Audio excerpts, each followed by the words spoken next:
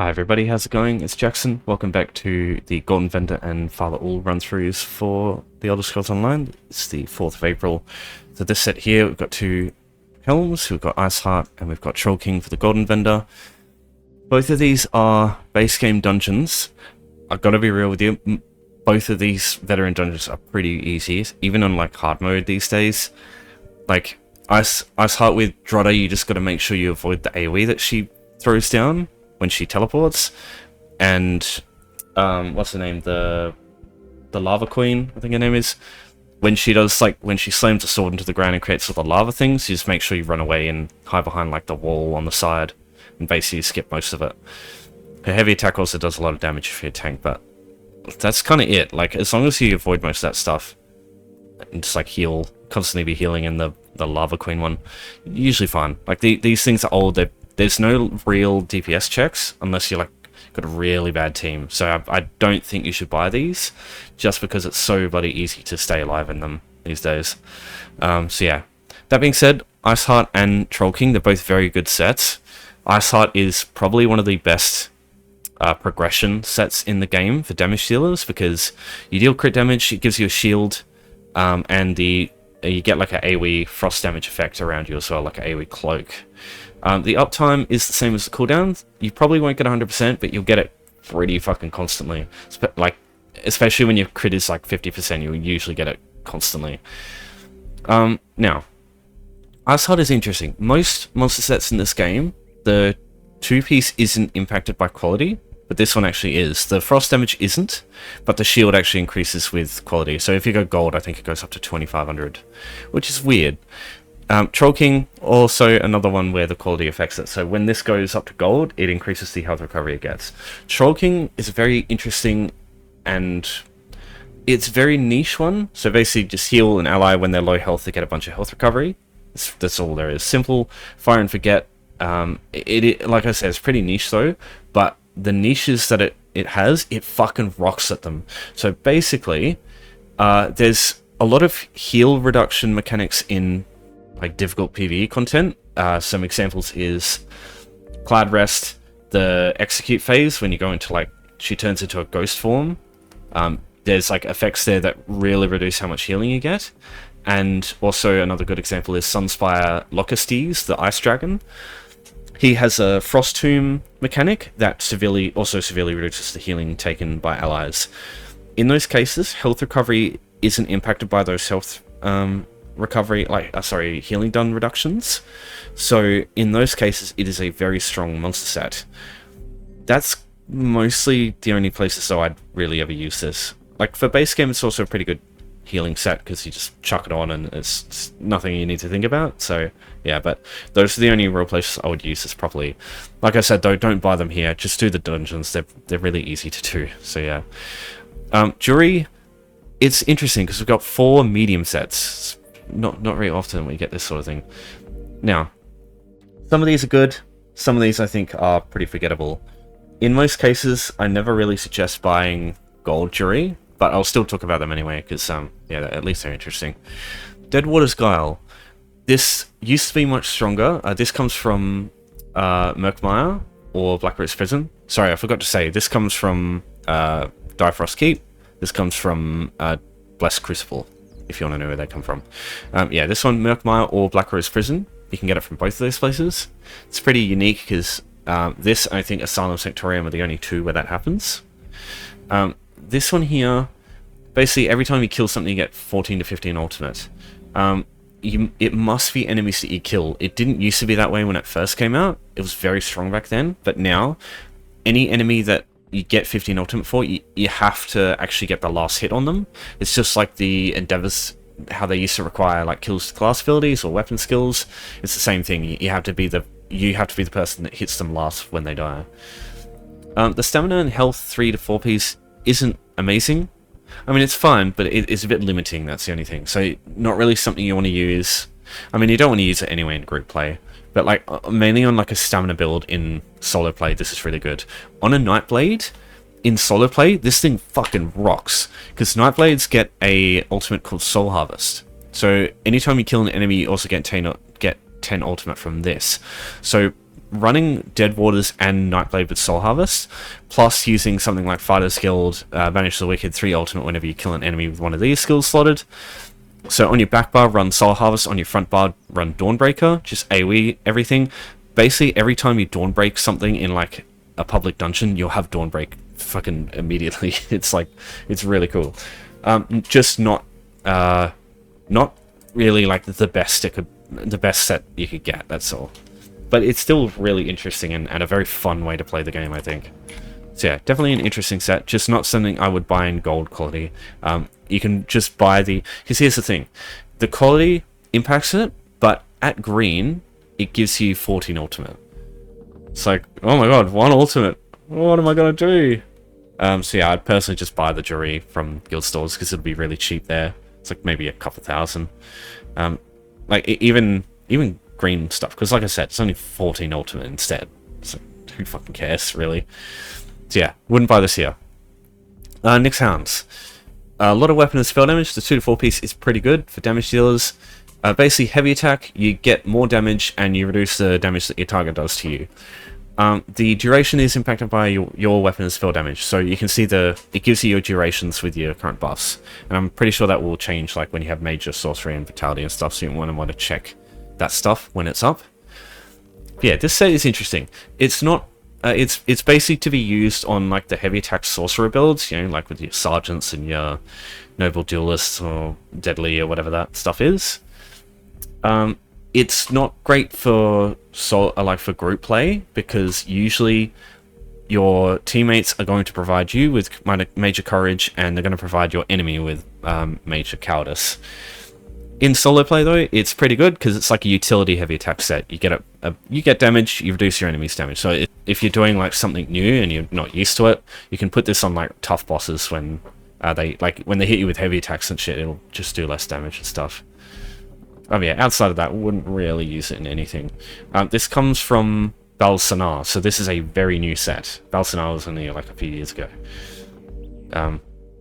Quality is also irrelevant, because even if it's like blue quality, where you get it from normal Balsanar, the weapon and spell damage affecting the duration, that's not impacted by quality, and major cowardice and courage are named buffs, so they're not affected by quality at all. The weapon and spell damage from the 2 to 4 piece will be, though. Everything else is not. Rage of the Ursuak. Sorry if I said that wrong. This is from Earthenroot Enclave, again another medium set. It's got an interesting 2 to 4 piece, right? There's very few cases where I ever see 2 sets of offensive penetration. Like you get Shattered Fate, which gives you a 5 piece of like a massive amount, but usually it's just 1 set of offensive pen, so that's interesting. Especially for medium. Usually it's light sets that give offensive pen, I'm not sure why. This set, I don't think this set is good at all. Especially like, it's funny that offensive pen is like, it's usually the best in solo play. That's fucking ironic, because in like, this is not something you want to use solo. And this is not something you want to use in a group anyway. I can't really see any instance where this is actually going to be beneficial to you, because every heavy attack build player in this fucking game, as far as I'm aware, is going to have their own source of Empower. There's no real reason to use a heavy attack build without Empower, right? So obviously it's a powerful buff, but you go into a dungeon, nobody really uses this set. It's from a really specific dungeon, and Empower buffs are usually easy to get. You know, you get it from Oakensoul, you get it from Mage's Guild, which in that case you can use Contingency to get it. You can get it from Nightblades have a skill called Ambush, which also applies it. You can get it from what's the other way? Like I think Dragon Knights get it from Earthen Heart, is it Molten Weapons? Yeah, so Molten Armaments. Like, just fucking slot that instead. So yeah, there's a lot of ways to get it pretty easily as a damage dealer. So in that case, wasting a whole 2 to 4 piece to get that when you can just get it easily from skills, just not a good reason to ever use the set, I think. It's just shit. The only thing is, I guess the quality is irrelevant too, so just get it from the dungeon. You have to get the weapons anyway. Same with Nyx Hounds. So yeah, I do not recommend this at all. Okay, the last one on the list, and the one I've been wanting to talk about the most, is Venomous Smite. This is a set that comes from Western Skyrim, so you can also get it from the public dungeon there, Labyrinthian. You can also get it from, what is it called? Oh my god, I can't believe I've forgotten the name. Blackreach. Blackreach Greymoor Caverns, this area here. So you can get it from the public dungeon in here, you can get it from Labyrinthian in Western Skyrim as well, so in here. Venomous Smite is, I think, one of the best starting sets you can use to enter into like group play, so trials and dungeons and shit. Obviously, you can just do like really easy dungeons to get some sets, but if you just want something out of the box, Mother Story is a fine one, but this one works really well with arena weapons, and arena weapons are something you can easily get now that Orsinium is base game. Like, if you have the DLC or not, now you can just get it no matter what. And Maelstrom's Inferno styles, like Destruction Staff, Maelstrom Bow, Maelstrom Two-Hander, all really powerful.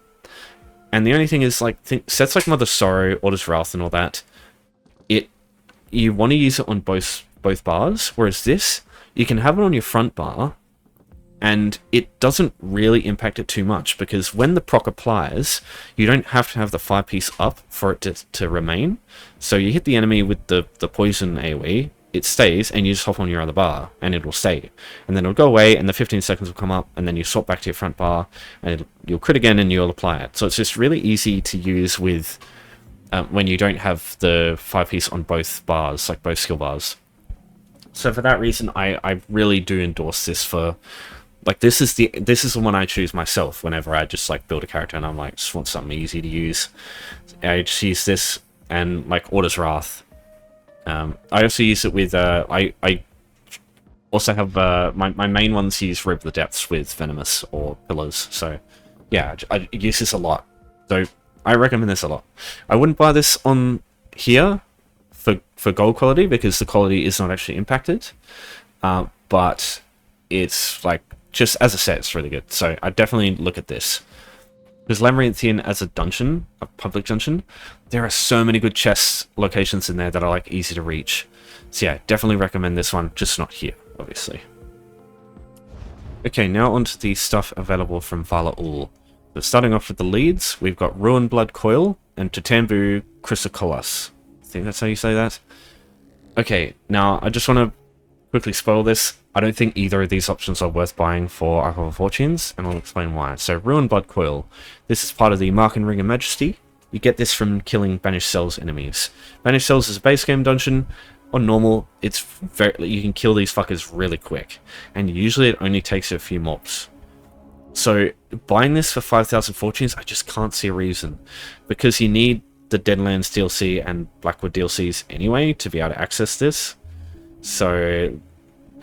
yeah, this is the one. Like, some of the other ones can be, I guess, like, you can make a case for them, but this one especially is not worth it because those enemies are so easy to kill.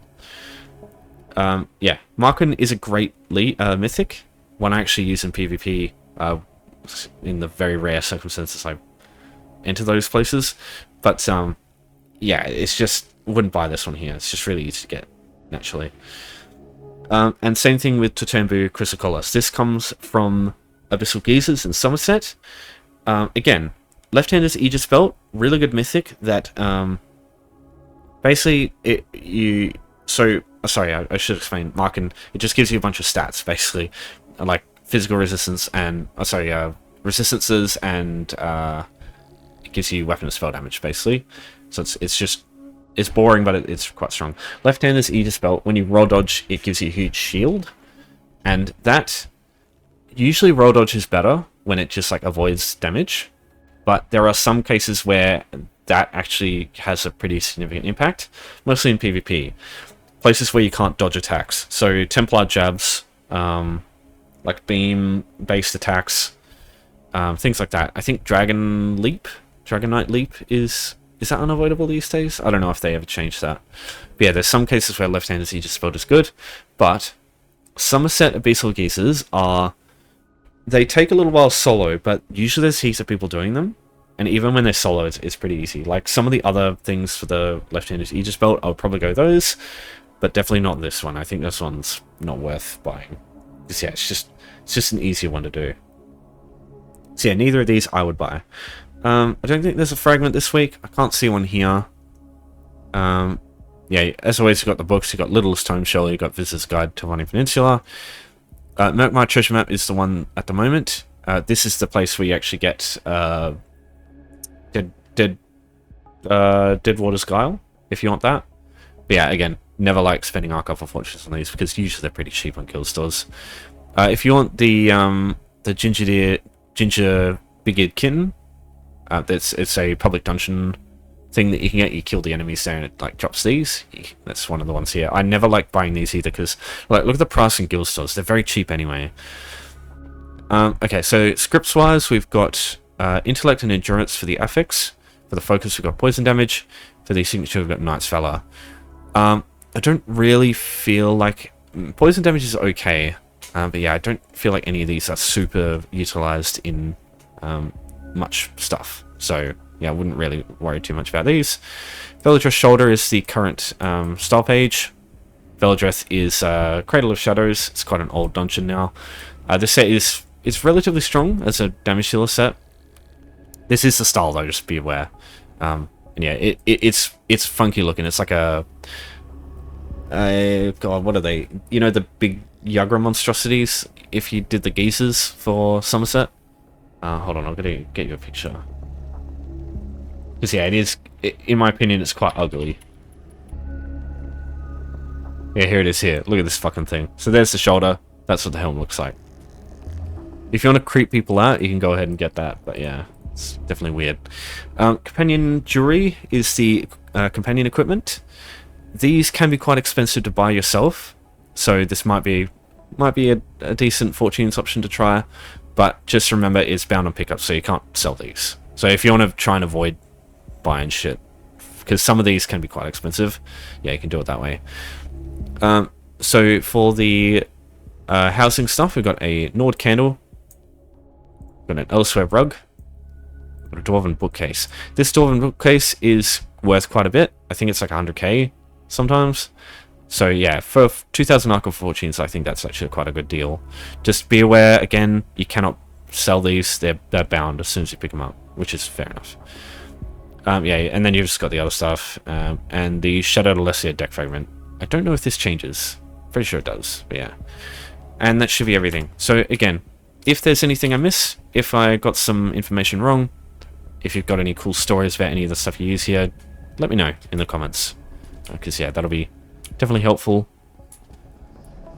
Yeah, I'll leave it there. So thanks everyone for watching. Thanks for your support as always. Wish everybody a good Easter and a good weekend. I'll see you next time.